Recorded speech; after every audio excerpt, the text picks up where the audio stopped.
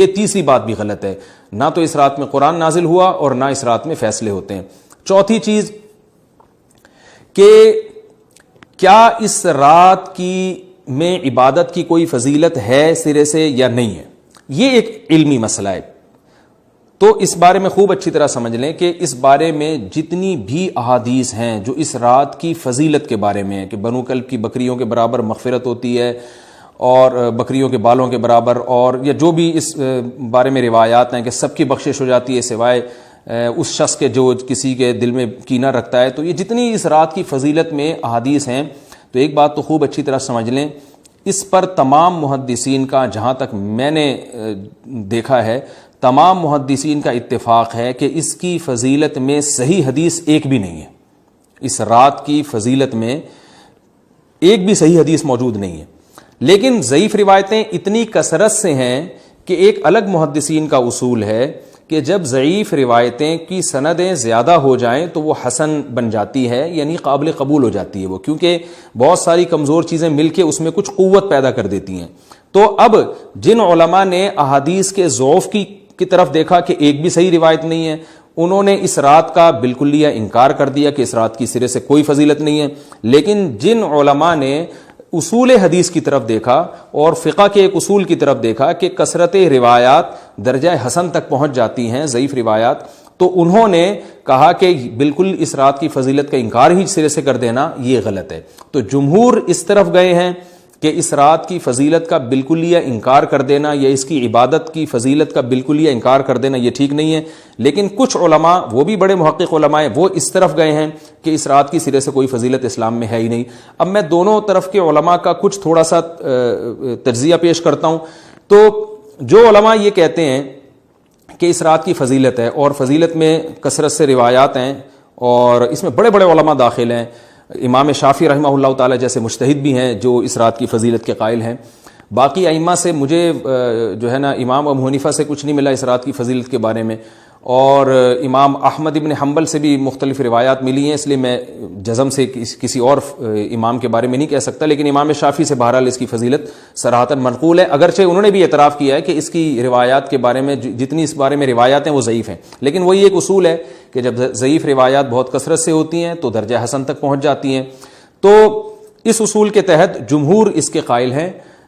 کہ اس رات میں عبادت اگر ہم کرتے ہیں تو دوسری راتوں کی نسبت ہمیں ثواب زیادہ ملتا ہے، لیکن جو بعض دوسرے علماء جو بالکل ہی اس رات کی فضیلت کے منکر ہیں، ان کے دلائل میں یہ ہے کہ یہ بات اگرچہ درست ہے کہ اگر ضعیف روایات کثرت سے ہوں تو وہ درجہ حسن تک پہنچ جاتی ہیں، لیکن وہ کہتے ہیں کہ کچھ قرائن ایسے ہیں جن قرائن سے پتہ چلتا ہے کہ جو ہے ان قرائن کو اگر سامنے رکھا جائے تو وہ ان کی رائے یہ ہے کہ پھر ان کا خیال یہ ہے کہ ان کا رجحان اس طرف ہے کہ اس رات کی سرے سے کوئی فضیلت نہیں ہے۔ ان قرائن میں ایک چیز یہ بھی ہے کہ اس کے بارے میں جو روایات ہیں ان میں بہت زیادہ ثواب کی بشارت سنائی گئی ہے۔ تو بعض محدثین کا یہ اصول ہے کہ کسی رات کے بارے میں یا کسی خاص عمل کے بارے میں بہت زیادہ کہیں غلو ہوتا ہے یا مبالغہ ہوتا ہے، غلو تو نہیں کہہ سکتے، تو یہ خود ایک اس طرف اشارہ ہوتا ہے کہ یہ ایک ضعف ہے، اگرچہ یہ کوئی اتنی مضبوط بات نہیں ہے،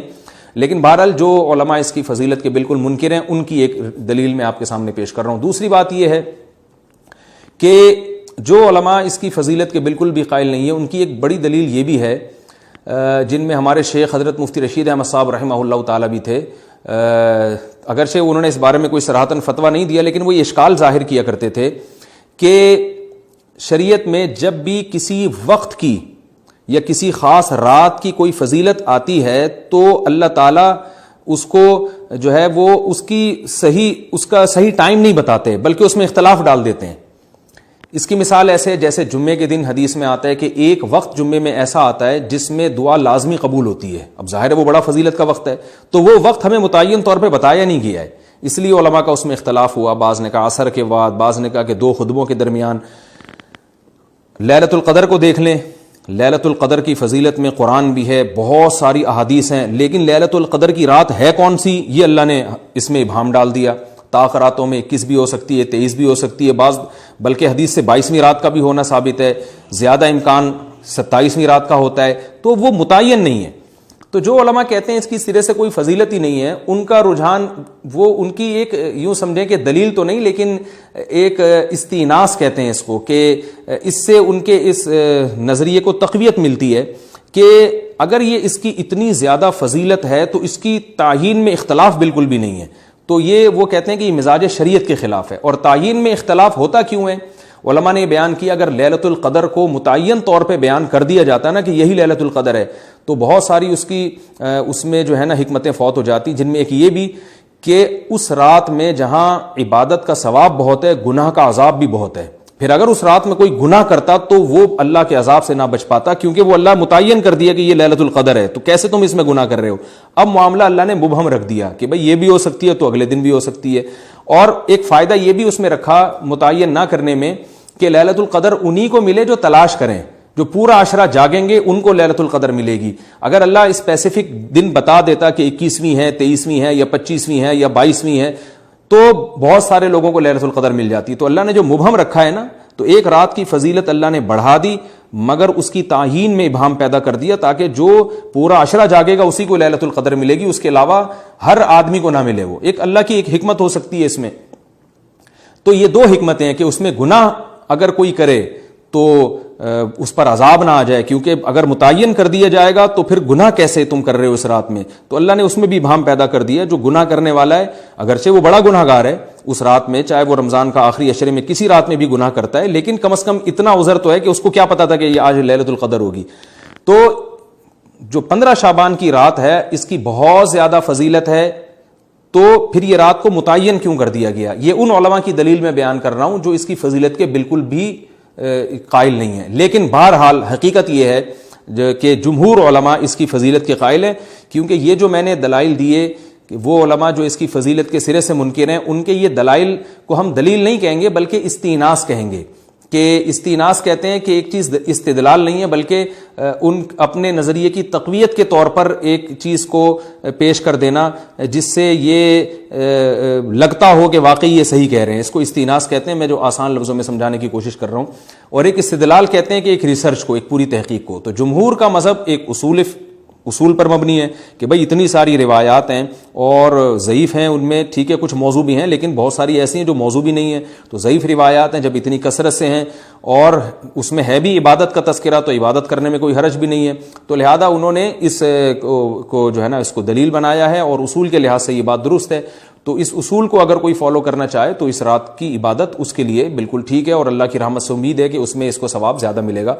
تو جمہور ایک طرف ہیں اور بعض علماء دوسری طرف ہیں. تو یہ میں نے صرف اس لیے بیان کر دیا کہ اس رات کی فضیلت میں اتفاق نہیں ہے بلکہ مختلف فی ہے، مجتہد فی ہے، اختلاف رائے اس میں ہو سکتا ہے. تو اگر کوئی عالم اس رات کی فضیلت کا بالکلیہ انکار کرے اور ان علماء کا بھی احترام کرے جو اس رات کی فضیلت کے قائل ہیں تو پھر اس عالم پر رد کرنے کا حق نہیں ہے. دوبارہ میں اپنی بات کو ریپیٹ کرتا ہوں، اگر کوئی عالم یہ کہے کہ اس رات کی سرے سے کوئی فضیلت نہیں ہے تو اس عالم پر طعن و تشنیع جائز نہیں ہے کیونکہ ان کے بھی کچھ نہ کچھ استدلالات ہیں. ہاں اگر کوئی عالم اس رات کی فضیلت کا انکار کر کے جمہور کے مذہب کو بالکل غلط قرار دیں اور اس عمل کو یہاں اس رات کی عبادت کو بالکل بدعت قرار دیں اور جو اس رات میں عبادت کر رہے ہیں یا اس کی فضیلت کے قائل ہیں ان کو بدعتی قرار دیں تو یہ غلو ہو جائے گا، یہ زیادتی ہو جائے گی جو کہ بالکل غلط ہے. کیونکہ جب دونوں طرف دلائل ہیں تو اعتدال والی رائے اختیار کرنی چاہیے اور کسی ایک طرف بہت زیادہ جھکاؤ یا کسی ایک کو 100% غلط قرار دے دینا، بدعتی قرار دے دینا یہ درست نہیں ہے. جو ہماری قوم میں ایک مزاج ہے کہ بس اپنی رائے کو مسلط کرتے ہیں اور دوسرے کی رائے کو مانتے ہی نہیں. تو عوام کے لیے کیا ہے؟ لوگ کہتے ہیں مفتی صاحب کنفیوز کر دیا آپ نے تو لٹکا کے چھوڑ دیا ہمیں. بھائی میں کنفیوز نہیں کر رہا، عوام جمہور کے مذہب کو فالو کرے گی. جمہور میں بڑے بڑے علماء ہیں وہ اس کی فضیلت کے قائل ہیں اور وہ اس کے قائل ہیں کہ اس رات میں عبادت کرنی چاہیے، تو آپ جمہور کے مذہب کو فالو کر سکتے ہیں. تو اب یہ بات تو ہو گئی جمہور کا مذہب، میں نے آپ کو بتایا کہ وہ اس رات میں فضیلت کے قائل ہیں کہ اس رات میں عبادت کرنی چاہیے. لیکن کیسے کرنی چاہیے اس پر تمام علماء کا اتفاق ہے کہ مسجد میں جتھے بنا کے جانا یا اجتماعی عبادت کرنا یہ بالکل بدعت ہے، بالکل ناجائز ہے. اسی طرح کوئی مخصوص قسم کی نماز پڑھنا کہ پہلی رکعت میں یہ والی صورت تو دوسری میں یہ والی صورت تو تیسری میں یہ والی صورت، یہ بالکل بدعت ہے. صلاۃ التسبیح کی جماعتیں بدعت ہیں. تو ایک ہی راستہ ہے آپ کے پاس، آپ عبادت کرنا چاہتے ہیں تو انفرادی طور پر ایسے عبادت کریں جیسے عام دنوں میں آپ عبادت کرتے ہیں, یہ ویسے ہی نماز پڑھیں جیسے عام دنوں میں نماز پڑھتے ہیں. کوئی مخصوص صورتیں, مخصوص رکعتیں نہیں ہیں. جتنی اللہ توفیق دے, تنہائی میں آپ 2 رکعتیں, تہجد کی 4 رکعتیں, 6 رکعتیں, 8 رکعتیں, 16 رکعتیں, جتنی اللہ توفیق دے آپ رات کو کھڑے ہو کر انفرادی نماز پڑھیں. دعائیں مانگیں اللہ تعالیٰ سے, قرآن کی تلاوت کریں, تسبیحات کریں.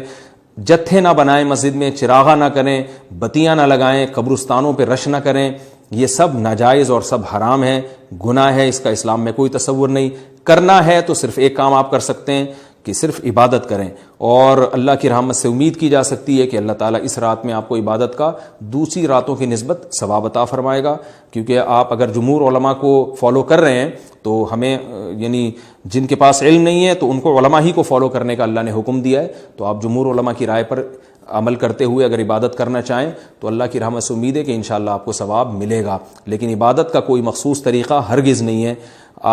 پمفلیٹ بٹ رہے ہوتے ہیں کہ یہ والی صورت پڑھنے سے یہ ہو جائے گا, تو یہ والی صورت پڑھنے سے یہ ہو جائے گا, یہ بالکل غلط ہے. تو انفرادی عبادت ہوگی اور ایسے ہی عبادت کا طریقہ ہوگا جیسے پورے سال ہوتا ہے. نماز اسی طرح پڑھی جائے گی جیسے پورے سال پڑھی جاتی ہے, دعائیں مانگی جائیں گی.